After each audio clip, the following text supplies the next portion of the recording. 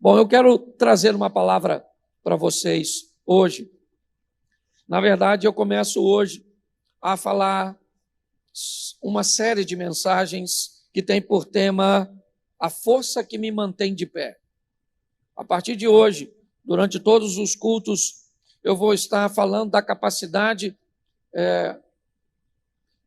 de muitos líderes bíblicos, personagens bíblicos, de sobreviver às adversidades. Eu comecei a ler um livro do Drummond Lacerda, que tem por título, Fora do Alcance das Crianças, e esse livro traz como uma tônica central que as coisas grandes e expressivas da nossa vida estão nos aguardando crescermos.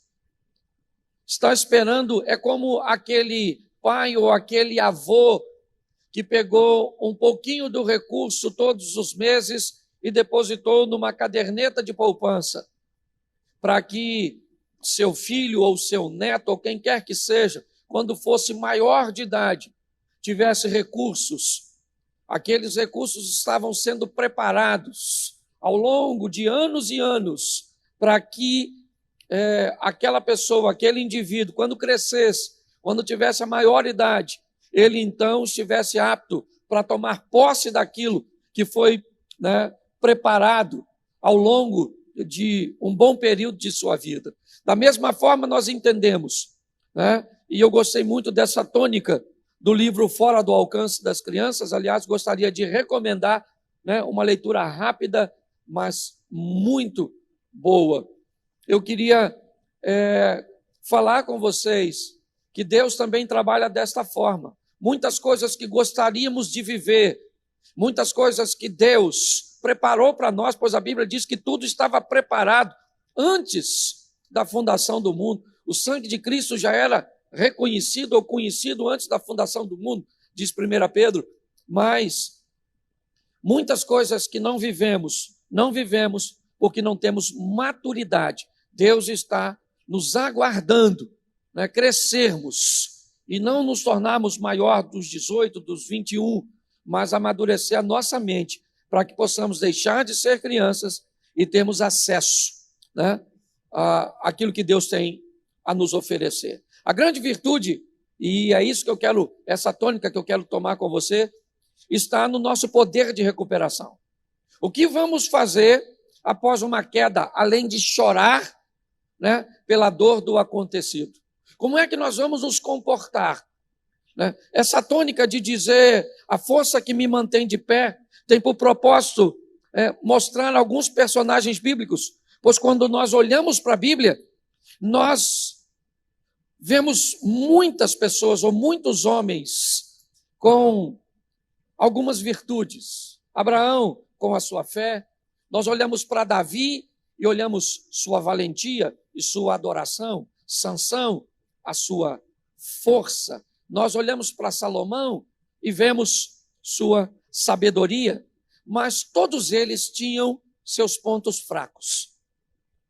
Quando nós olhamos para Abraão, nós vemos o medo que ele tem ao chegar no Egito com sua bela esposa. Quando nós olhamos Davi, vemos a dificuldade que ele teve de se deparar com algo que não era para ele e acabar ultrapassando os limites. Quando nós olhamos Sansão, nós vemos no que ele se meteu. Nós vemos Salomão se casando com diversas mulheres e levando a idolatria para dentro do território de Israel. Então, baseado em Davi, Abraão, Sansão e Salomão, nós podemos identificar uma coisa que eu acho que já vale a pena observar. Nós também temos o nosso ponto fraco. Descubra qual é o seu, e isso vai te facilitar bastante nesse processo de crescimento. Aprenda que, mais que um ponto fraco, existe um ambiente em que esse ponto fraco aflora com mais facilidade. Então, mais que o ponto fraco, eu já sei onde eu sou fraco. Isso é muito importante. Mas é muito importante também você saber se existe um ambiente onde isso se manifesta ou se aflora, onde essa tentação consegue ficar maior que você, ok? Isso pode acontecer, por exemplo, num bar. Isso pode acontecer, por exemplo, numa rede social. Isso pode acontecer com você na ociosidade, como pegou Davi, o tempo que os reis iam à guerra, ele estava ocioso nos corredores do palácio.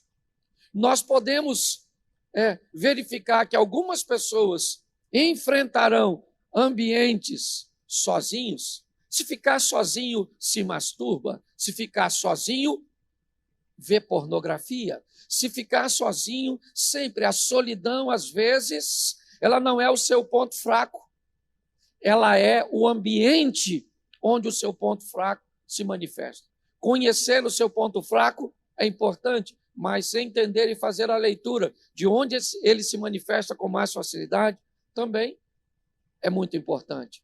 Ou seja, também tem aqueles que, se estiverem sozinhos, vão bem, mas basta se misturar com determinadas pessoas que aí as coisas começam a se complicar. Ou seja, enquanto uns são ou enfrentam seu ambiente de dificuldade de forma solitária, outros com determinadas pessoas que não deveriam fazer parte de sua vida. Tem pessoas que vão ter problema em ambientes de rejeição, de indiferença. Onde é que a sua dificuldade ou o seu ponto fraco se manifesta? Observe isso, e isso vai te ajudar bastante. Hoje eu quero olhar um texto com vocês no segundo livro do profeta Samuel, no capítulo 12, um texto que lemos alguns dias atrás, nessa campanha dos 6 dias, e eu já falei ele para a igreja, mas hoje esse texto me saltou pela recuperação de Davi, pela maneira que ele conseguiu se recuperar, sabe? É a tal da resiliência, aquela capacidade. Pensa uma almofada, quando você senta em cima dela e ela perde toda a sua forma, ela amassa, ela enruga, ela dobra, mas basta você sair de cima da almofada, que se a densidade de sua espuma ainda estiver correta e firme, apesar de todo o peso, de toda a pressão que ela recebeu, ela vai voltar para o tamanho normal, para a forma normal.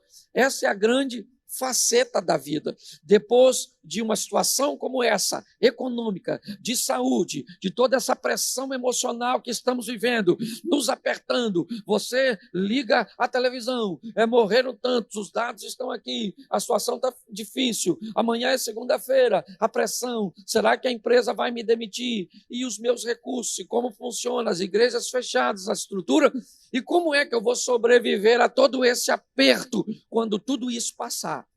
Pasme você, muitas pessoas, no fim dessa história, não ficaram nem para ver o desfecho. Tiraram sua própria vida, se embotaram em meio a depressões, a síndrome do pânico.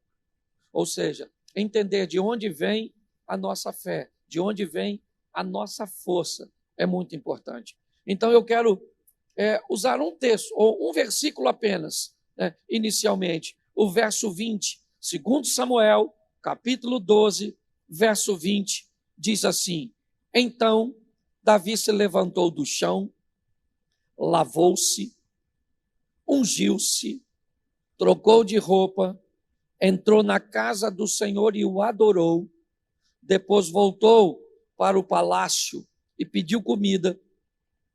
Puseram comida diante dele, ele comeu. Somente aí, o verso 20. Feche seus olhos e eu quero orar mais uma vez.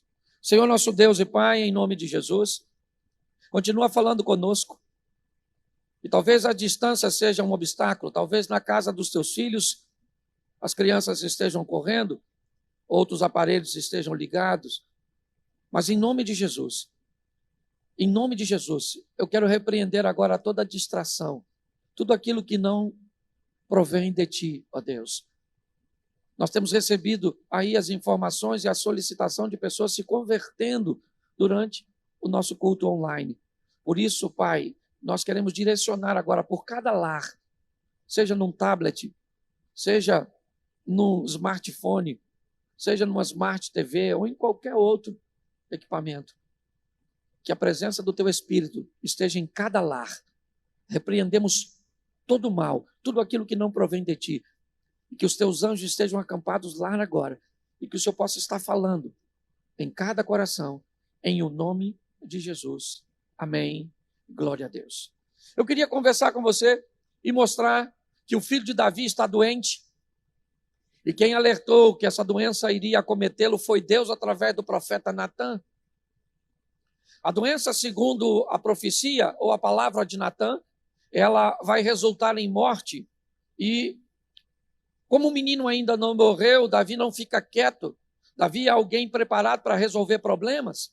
Davi é alguém preparado para entrar em embate. Então, se o menino está vivo, ele vai falar com Deus. Porque se tem alguém que conhecia o endereço de Deus, esse alguém era Davi.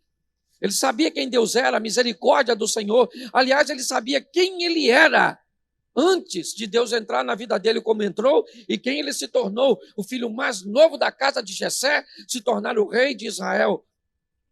Davi conhecia o poder de seu Deus. Ele não vai deixar, ele não vai entregar os pontos, ele vai falar com Deus. E durante 7 dias, Davi, então, ele está falando com Deus, ele está conversando com Deus, ele está pedindo a Deus que haja em seu favor e que cure o seu filho.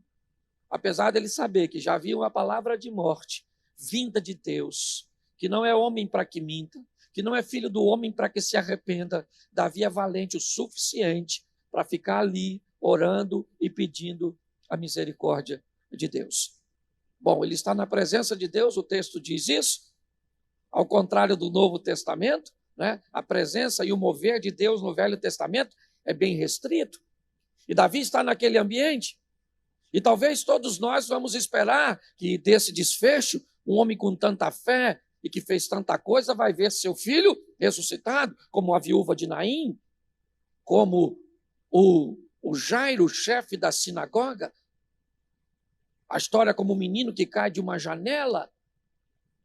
E tantas outras histórias, até mesmo no Velho Testamento, o filho da viúva de Sarepta com Elias. Quando olhamos para tudo isso, nós descobrimos que na busca de Davi, ou Davi busca a Deus pela saúde de seu filho, mas sai dessa busca com força suficiente para prosseguir a vida com o filho morto. Olha o que ele foi buscar. Ele vai para a presença de Deus para que seu filho não morra, mas sai de lá com força suficiente para prosseguir a vida, mesmo com seu filho morto. Parece que ele não conseguiu êxito naquilo que estava buscando, porque nós precisamos aprender, e esse é o grande crescimento. Nem sempre, quando saímos da presença de Deus, né? Isso é uma figura de linguagem, porque Deus está em todo lugar e não pode, não tem como sair da presença dele, é uma força de expressão, mas quando ele sai dali, o filho está morto.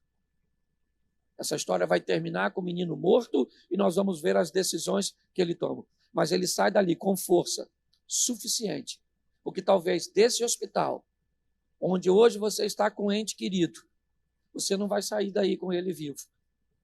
Talvez ele vai morrer nessa situação. Mas você vai sair daí fortalecido em Deus para prosseguir a sua vida, mesmo perdendo alguém que amava tanto. Talvez você vai perder amanhã ou esta semana um emprego de 20 anos que te deu tanta estabilidade. E você vai orar e tem orado para não perder o emprego. Mas você vai perder o emprego. Isso pode acontecer. Mas em Deus você vai conseguir força para superar este momento de adversidade. Ver lá na frente uma nova porta aberta. Porque diante de Deus nós saímos mais do que vencedores.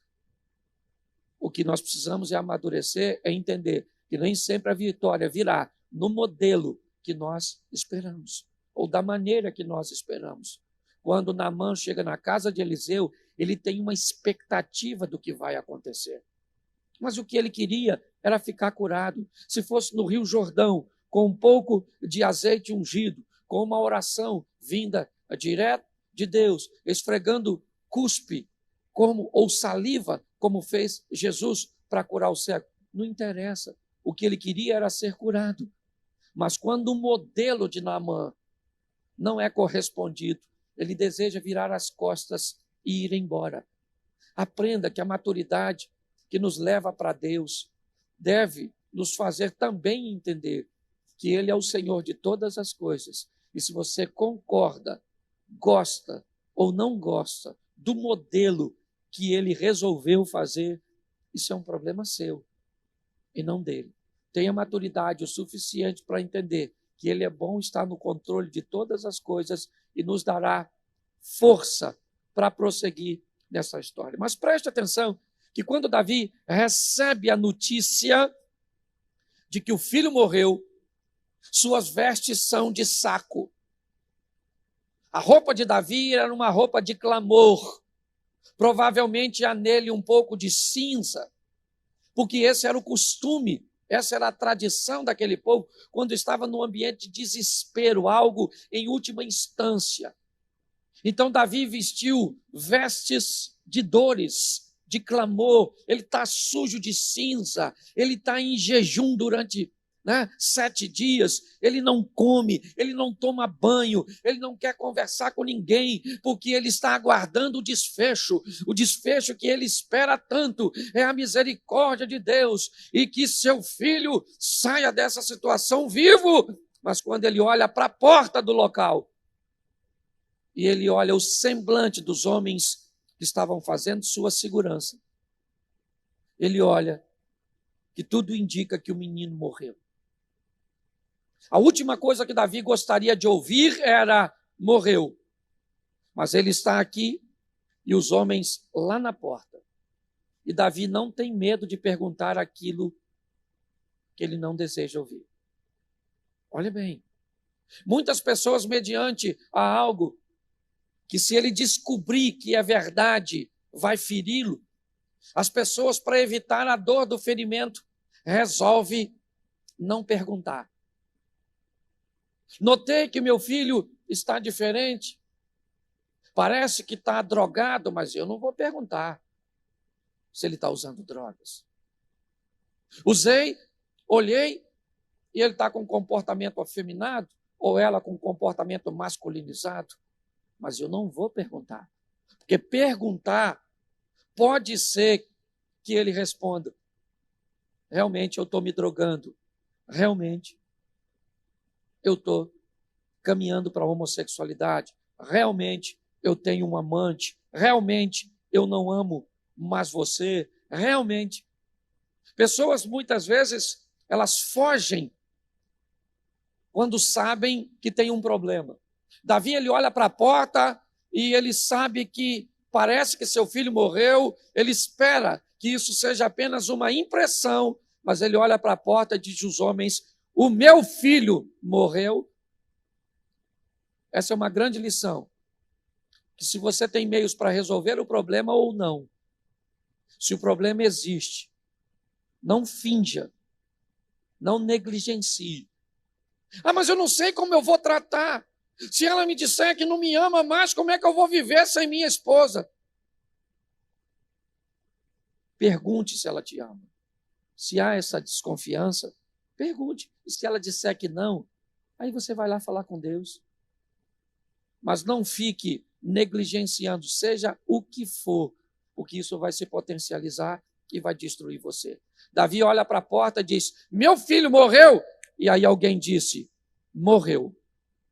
Quando a notícia chega a ele, o que ele lutou tanto para que não acontecesse, aconteceu. E agora? Agora é hora de chorar, agora é hora de lastimar, agora é hora de falar mal de Deus. Por que Deus deixou isso acontecer? Porque o texto diz que quando Davi recebe o impacto da notícia, ele faz o oposto do que a maioria das pessoas faria. Ele se levanta. Enquanto todos ficariam prostrados, todos ficariam desanimados, ele se coloca de pé. Eu não sei o que você está enfrentando hoje, eu não sei se você perdeu uma batalha, mas eu quero te dar uma notícia: ficar prostrado pode até ser algo positivo por alguns dias. Por exemplo, morreu um ente querido seu, a Bíblia diz: se alguém morrer e ninguém chorar pelo morto, é melhor que ele fosse um aborto, é melhor que ele não tivesse nascido. Então nós precisamos respeitar o luto, certo? E a dor da perda do que for. Você perdeu o seu emprego, vai chorar por ele por uma semana? Tá joia? Era um ambiente de trabalho que você estava acostumado, você interagia, era um ciclo de amizade, era um bom salário, era uma estrutura. O que que é? Era uma casa que era grande, dava para você pagar, certo? E tinha toda uma estrutura. O que é que você perdeu? Seja o que for que você perdeu, você tem todo o direito de usar um tempo da sua vida para chorar pelo perdido. Primeiro, porque isso demonstra que há valor, que você sabe valorizar as coisas. Sejam pessoas, sejam animais, sejam objetos, ok? Todos eles, quando saem da sua vida, ele te dá o direito de sentir que partiu. Até pessoas ruins, quando saem da nossa vida, mesmo sendo ruins, às vezes deixam sentimentos bons. Então, se você vai chorar uma semana, tá joia, porque perdeu o emprego, show de bola. Agora, se você quer chorar um ano, aí vai ser difícil. Se você quer chorar um mês, 2, porque perdeu um ente querido, tá joia. Se você quer continuar até um pouco triste, introvertido, um pouco mais de tempo, também tá bom. Quem sou eu para determinar o tamanho de sua perda e de sua dor? Eu só preciso dizer que a sua vida continua. E você precisa aprender a se levantar. Quando tudo diria para você, fique prostrado, levante-se. Levante-se. Não esqueça o tema da mensagem, ok? A força que me mantém de pé. A Bíblia diz que a vara e o cajado do Senhor é o que me consola. Então, se não dá para ficar de pé sozinho, vamos segurar. Aí, vamos usar essa vara aqui como uma figura de apoio. Vamos usar esse cajado aqui como um terceiro, como um tripé. Agora, além dos meus 2, ainda tem um ponto de apoio que me mantém seguro. Então, a primeira coisa que Davi me mostra é: levante-se. Ah, você está escutando essa enxurrada de informações negativas, está depressivo, não quer dar a mão para ninguém, está achando que vai morrer. Pois é, que está na hora de se posicionar, pelo amor de Deus. Levante-se, levante-se, desliga-se. Desculpe o que eu vou falar agora, talvez eu vou ofender alguma, mas eu preciso falar. Desliga essa porcaria, certo?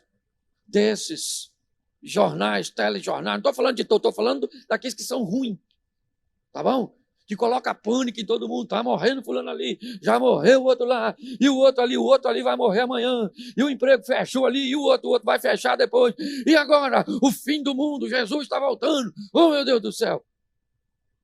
Imagine a peste negra, pensa, 1/4 da população da Europa foi dizimada no século XIV, o pessoal também não pensou que Jesus estava voltando? Então calma, agora se você está sem Jesus, fique esperto, porque ele falou que voltaria a qualquer momento. Ah, pastor, não acredito no céu e no inferno. Legal, para ir para o inferno não precisa de fé. Fé é uma exigência do céu. Você chega lá e fala para o Satanás, nem acreditava em tu. Ele vai falar, legal, amigo, chega aí, prazer, certo? Senta nessa cadeira pegando fogo que eu já vou te atender. Então, é uma decisão sua, é um posicionamento seu. Entenda, levante-se, aconteça o que acontecer. Agora, preste atenção na próxima etapa dessa história. Lavou-se. Ele levanta e toma um banho. Toma um banho porque ele está cheio de cinza, ele está com roupa suja, 7 dias que não toma banho. O que você quer dizer com isso, pastor? Eu estou querendo dizer que tem gente que até levanta, mas não toma banho, não tira a catinga da derrota, sabe? Fica pessimista, negativista. Sabe? Se decepcionou com o homem, nunca mais eu quero homem, nunca mais eu vou me casar, perdeu um filho, nunca mais eu quero ter filho. Entende? Tem gente que ele até se levanta, mas ele não toma banho, ele não tira o cheiro da derrota anterior.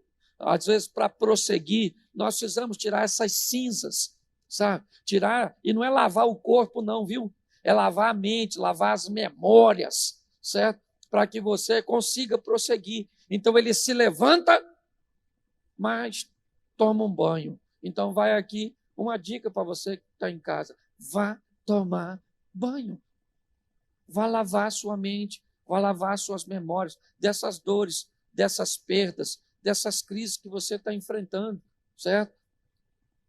Terceira coisa, ele, deixa eu pegar no verso 20 aqui, ungiu-se em umas traduções, em outras, perfumou-se. Me parece que, mesmo com a água, ela não é suficiente para tirar o cheiro. E você sabe muito bem disso, né? Às vezes, você toma seu banhozinho, mas se não colocar um desodorante, o negócio fica difícil. Às vezes, não para você, mas para quem vai estar perto de você. Certo? Perfumou-se. Entende? Às vezes, para você tirar esse cheiro ruim, tem que botar um perfume. Por quê? Porque o perfume ele não tira só o cheiro ruim. A água tira o cheiro ruim, mas não deixa cheiro nenhum. Certo? É inodoro. Então, a água ela é capaz de tirar a sujeira e até um pouco do cheiro ruim, mas ela não pode te dar um bom cheiro. Então, perfume-se. O que é isso, pastor? Ou perfumar-se, leve para a sua mente coisas que vão te alegrar, que vão te animar. Traga para a sua mente, a Bíblia diz, eu devo trazer à memória aquilo que me traz esperança, mas eu só posso trazer à memória as coisas que me trazem esperança se eu tiver colocado na memória coisas que me dão esperança. Por que pessoas não conseguem trazer à memória e ter esperanças? Porque elas não colocaram nada ali, não perfumaram. Vai ler a Bíblia, certo? Vai ler os desafios de homens cercados que viram a vitória, de mulheres que estavam sofrendo e viram a providência de Deus, de um mar se abrindo, homens andando sobre as águas, milagres acontecendo. Vai ver as promessas de uns céus com rua de ouro, para onde nós vamos viver eternamente. Lá não tem choro, lá não tem dor, certo? Lá não tem dívida, lá não tem sogra, lá não tem nada. Coloque essas coisas brincando, se divertindo, para que você tenha depois como acessar. Qual é o grande problema? O grande problema é que a mente de muitas pessoas, elas não têm registros bons, então não tem como.